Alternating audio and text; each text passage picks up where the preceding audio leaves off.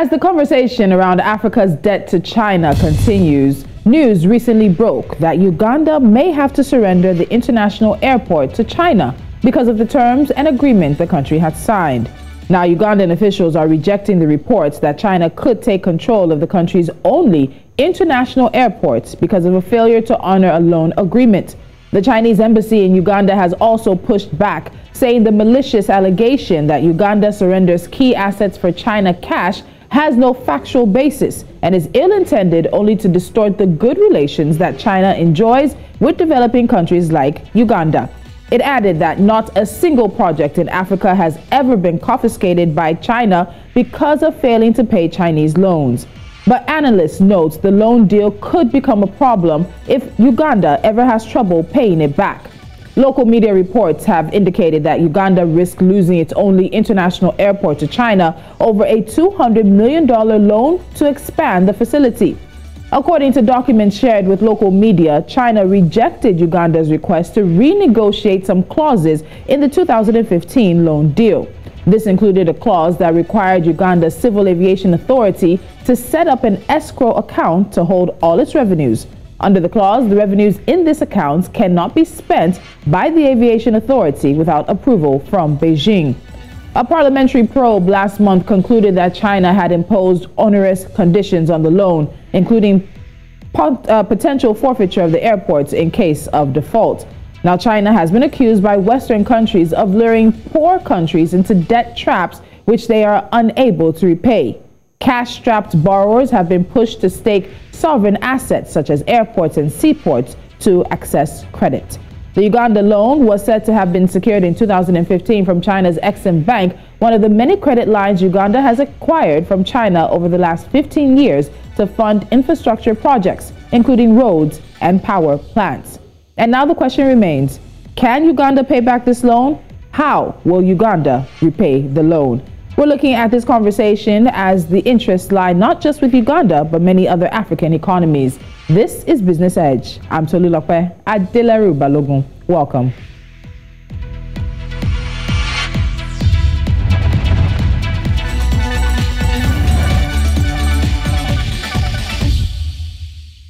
Joining me today is Andrew Nevin. He's a senior partner and the chief economist for PricewaterhouseCoopers, that's PwC Nigeria. Andrew, welcome back to Business Edge. Thank you so much for joining me. Now, Andrew, much of the borrowing that we're seeing countries like Uganda and other African countries do revolves around infrastructure projects. And we're hearing that the World Bank says Uganda has an estimated infrastructure deficit of about $1.4 billion a year and loses nearly about $300 million per year to inefficient infrastructure spending, mostly through underpricing and the inability to complete projects within cost and on schedule. We also have the African Development Bank estimating that the continent's infrastructure financing needs will be as much as $170 billion a year by 2025, with an estimated gap of around $100 billion a year. Uganda is not alone in borrowing to fund infrastructure projects. Is borrowing the best way for African countries to bridge this gap? Well, thank you so much for having me. At one level, what's our choice, right? I mean, we're short of capital in the continent. We need to have infrastructure development, as you just said, and the numbers are very large, no matter how you do it. So, in a sense, we're going to have to borrow to do it. I guess the issue is, are we able to produce the projects that have a financial return to be able to pay back the borrowing? And I mean, people are prepared to give us concessionary loans, whether it's AFCB or the World Bank or even the Chinese. But the debt trap arises because we do projects. We either don't execute the projects are not well conceived, or the projects are not well executed, or they don't produce financial return as expected. But it's also kind of more nefarious problem here, which is just at the end of the day, there's a possibility of a nexus of corruption. The projects get put forward not because they benefit the nation, but because they're a source of diversion. And the people that divert are not the ones to pick up the pieces when the projects go sideways. And I think that's really the danger for Africa. And I think what the press is reporting about the Uganda airport situation is exactly the problem. I mean, and of course, we've reported in the Nigerian press the one-sided nature of the that we have with the Chinese that are related to infrastructure, particularly rail, and also to the national data center, for example. So it is a real concern for the continent. Okay, so now focusing on Uganda, the country's debt stock has been on the increase. It was about 4.2 trillion Ugandan shillings, around $5.5 billion in the year 2000. Now, in his report to Parliament in July, the finance minister shared his concerns about the country's rising debt profile. As of December 2020, Uganda's total debt stock was $17.96 billion, equivalent to 65.83 trillion Ugandan shillings, indicating an increase from $13.3 billion, and that's about 49 trillion shillings as of December 2019. This has now surpassed the 50% threshold to the gross domestic product. Why is Uganda's debt rising so sharply now? We've seen the increase over the past few decades, but there's been a really, really sharp increase from the 2018 up to about now. Andrew, what's accounting for that? Well, I mean, every country is a little bit different. I mean, Uganda is a small economy. It's less than a tenth of the size of Nigeria. So, as you say, that level of debt, while it wouldn't alarm us in Nigeria, is alarming. And having external debt that's over 50% of the GDP. I mean, the reality is that around the world we have very low interest rates. We have people that are prepared to lend in at low interest rates because there's no point in lending in the U.S. or into Europe. We have a concessionary lenders, as I said, they want to build the infrastructure. The issue is if you make these investments and the economy doesn't grow. So Uganda struggled, I think, a lot in the last few years with its governance, quite frankly. I mean, it was a country maybe 4, 5, 6 years ago that people thought had a lot of potential, and it still has potential. But, I mean, these last number of years have not been kind to Uganda with the political situation there. So they've been and gone and taken on these debts for infrastructure, but it hasn't resulted in a growing economy. So then, of course, the headline number is always debt to GDP. The way, and of course, what we say in Nigeria, the way to solve this issue for us is to have GDP get bigger. So if GDP is not growing, it creates a problem, and I think that's the particular issue in Uganda. If you compare it to, say, Rwanda or Kenya, they've grown their economies. So they've done some infrastructure projects. The Chinese have participated in some of those in those countries, but they're not facing quite the same debt crisis that Uganda is facing. If you take on debt and you don't grow, you're going to have a crisis. And that's similar, again, to the situation in Nigeria. I mean, we have consistently said Nigeria does not have a debt crisis. The Honorable Minister of Finance says we don't have a debt crisis, we have a revenue crisis. We would go a little bit further and say it's not that we have a revenue crisis, it's we have a growth crisis. We need to grow. And our debt has not in this country reached alarming proportions yet. It's quite manageable, but we just do need to grow faster than 2 or 3%. In the case of Uganda, they have not done very well economically in the last few years. Yeah, I can't really don't have any facts around whether corruption's played a role in it, but you always have to wonder. I mean, I lived in China for 10 years. I speak the language. I went there the first time in 1983. I mean, there's always the possibility in Chinese-African relations that these infrastructure projects are distorted by, quite frankly, by corruption, and that may be a contributing factor in the case of Uganda.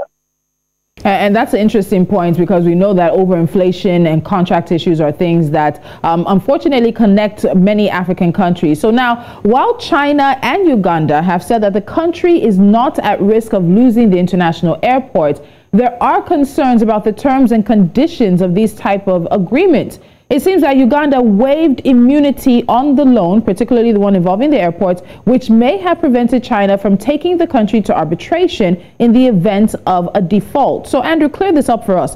What type of conditions could put Ugandan assets at the risk of forfeiture to China? What kind of, let's talk about this immunity clause as well. It said that Nigeria also has waived that same clause in relation to some loans that we've collected from the China Export-Import Bank. Let's walk through this.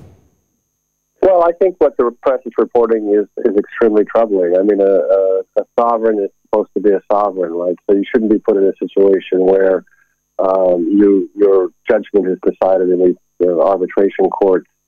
In the case of what the press is reporting, they're saying that the arbitration system used in Uganda is going to be the Chinese arbitration system, which I find it difficult to imagine Uganda is able to navigate. So I think on paper, they could lose the airport. Now, whether the Chinese, of course, this is a state-to-state issue, and really a China-Africa issue.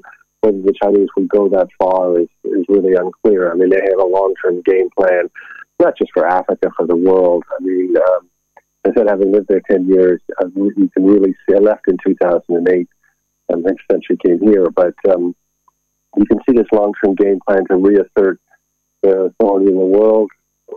People talk about China as the number two power, but they certainly aspire to be the number one power. The Belt and Road Initiative was really critical in that throughout Asia and parts of Africa and the Middle East to try to draw people into the Chinese open. And we're seeing conflict all over the world. I mean, particularly the U.S.-China conflict on many flashpoints, Hong Kong, Xinjiang, Taiwan, I guess, being the largest. So that's playing out also here in Africa. So I don't think that the Chinese necessarily want to take over the assets because it's going to cause other difficulties. But the terms in which Africa dealt with China, certainly in the decade of 2010, were, in my view, one-sided. I don't think Africa had the skill sets or the collective will to be able to stand up to some of these tactics from China. I think China was very heavy-handed, particularly in the early 2010s. I mean, I was in Beijing in 2008 when they had the first major conference with all the heads of state of Africa. The entire city was decked out with African motifs around it, and really China on the charm offensive. But the way they've conducted themselves, as you said, has created problems. I think they're trying to become more nuanced in their diplomacy, and I think in this issue, I would be hard-pressed to believe they'd actually take over the airport. But the fact that they create these contracts that are one-sided is really troubling. And you also have to ask, again, the acceptance of it without making any accusations when you need more facts. But the acceptance of these contracts by the sovereign governments makes you really wonder what is happening, behind the scenes, and the people. Let me interrupt you there, because I want to talk about that, but right after this, and that's in terms of the negotiating power African countries bring into these negotiations. But let's get to another part of the loan, and that also gives the China Export-Import Bank oversight over monthly operating budgets for the airport. The bank is also authorized to inspect both the Aviation Authority and Ugandan government books of account. What do you make of this kind of provision where another sovereign country has access to your bank accounts and has to authorize probably debits or deposits or whatever movements or whatever activity happens on those accounts of another sovereign country? Well, I think in my view it's completely unacceptable. I mean, you're giving up your sovereignty, which you shouldn't do.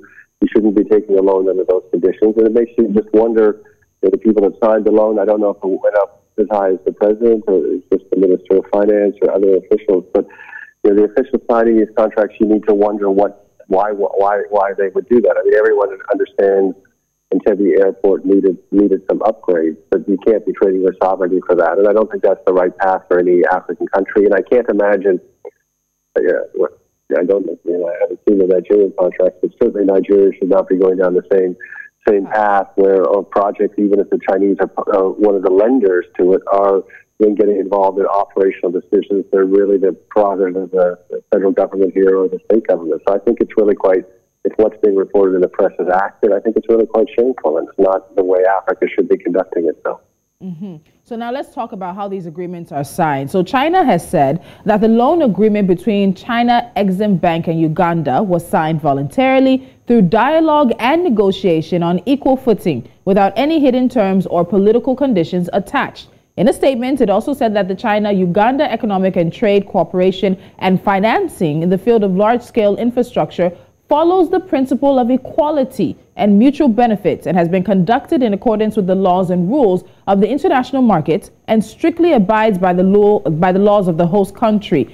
But when you look at some of these agreements being signed, you have situations where in Uganda, the Office of the Attorney General of the Federation of the country is involved in this negotiating of these deals. But then when you hear some of these clauses, you wonder what negotiating power African countries like Uganda actually bring to the table when they're seeking these loans. It's almost very difficult, you would imagine, for them to say no, to reject some of these conditions because of what they're looking for. What do you think African countries need to do better when it comes to negotiating and sitting down at the table to agree to some of these terms and conditions?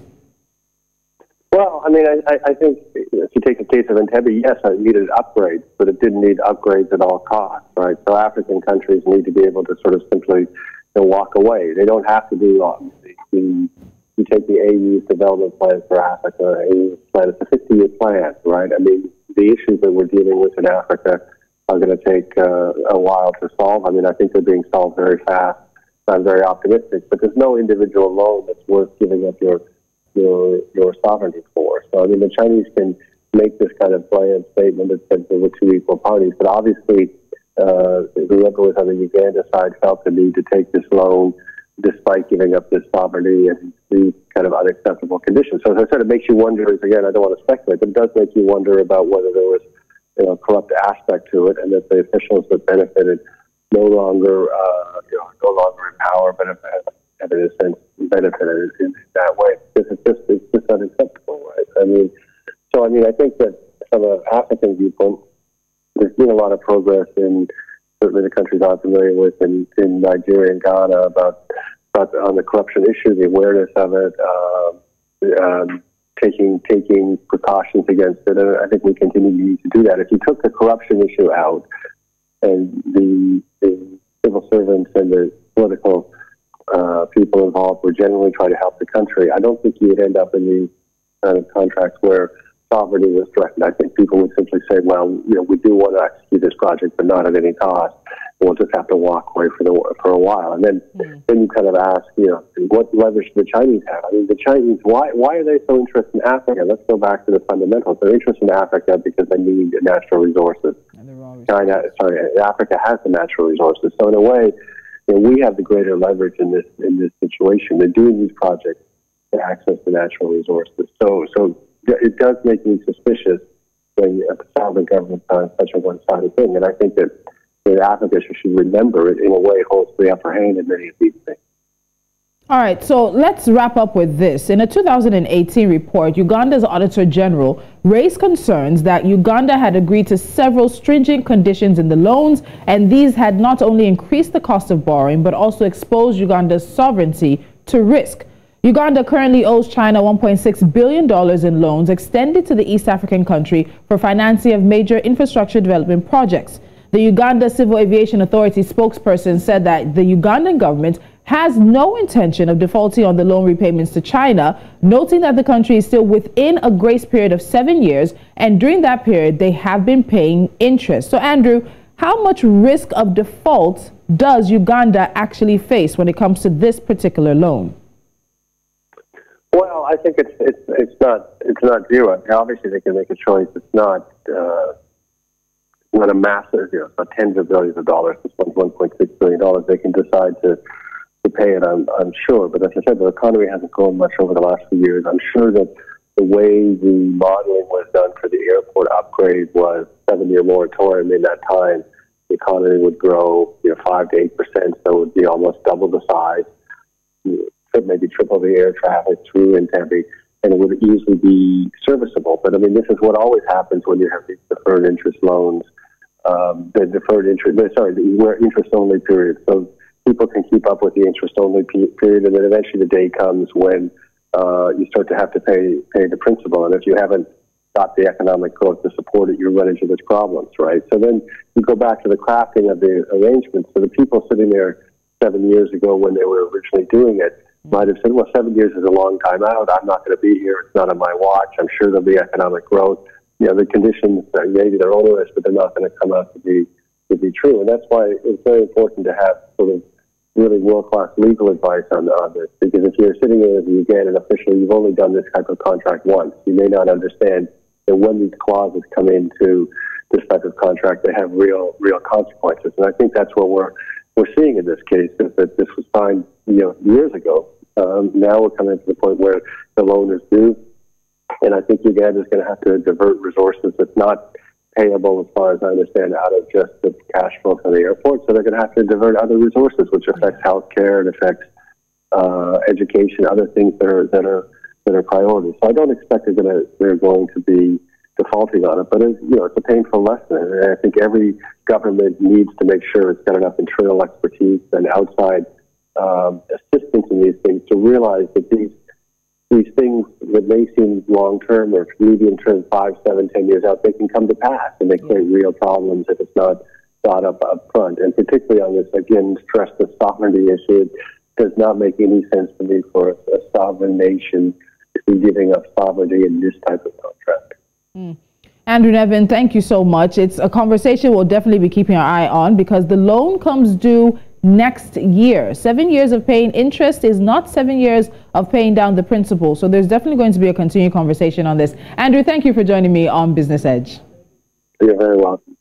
All right. Now, Uganda, as I said earlier, owes $1.6 billion in debt to China. But for this particular conversation, it revolves around the international airports in Entebbe. Now, the project is said to be about 75% complete, with 2 of the runways at 100% completion. Can it be finished, and can this project start paying for itself in order to help pay down some of the debts from that loan? It's a conversation we'll keep our eyes on. You're watching Business Edge. When we come back, it's NC4 to watch.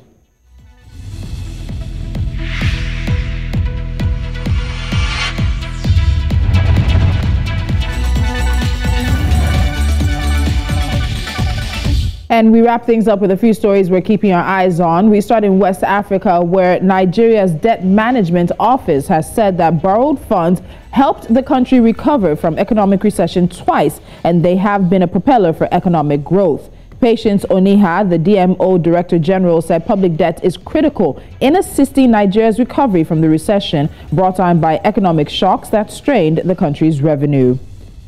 The Kenya Pipeline Company is decommissioning Kenya's oldest pipeline after 43 years of service. The KPC is currently removing petroleum products from the Mombasa-Nairobi pipeline called Line 1, which contains 25 million liters of diesel. The pipeline has not been in use since last year.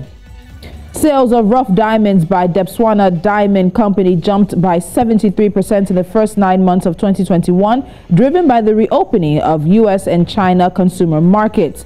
Debswana, a joint venture between Anglo-American business De Beers and the Botswana government, sells 75% of its output to De Beers, with the balance taken up by the state-owned Okavango Diamond Company.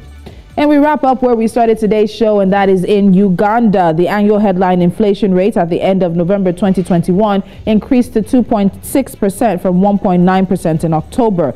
The Uganda Bureau of Statistics said the difference is attributed to the increase in the prices of commodities. Core inflation for the period under review increased to 2.6% from 2.1% in October. And that's the business we have for you today. Thank you so much for joining us. Don't forget, social media at News Central TV. Download our mobile app and take us with you wherever you go. And of course, follow us on all of the platforms where we stream live. We keep African business, the economy, and finance front and center every Monday through Friday, 11 a.m. West African time. I'm Tolulope, Adeleru Balogun. Join me again soon.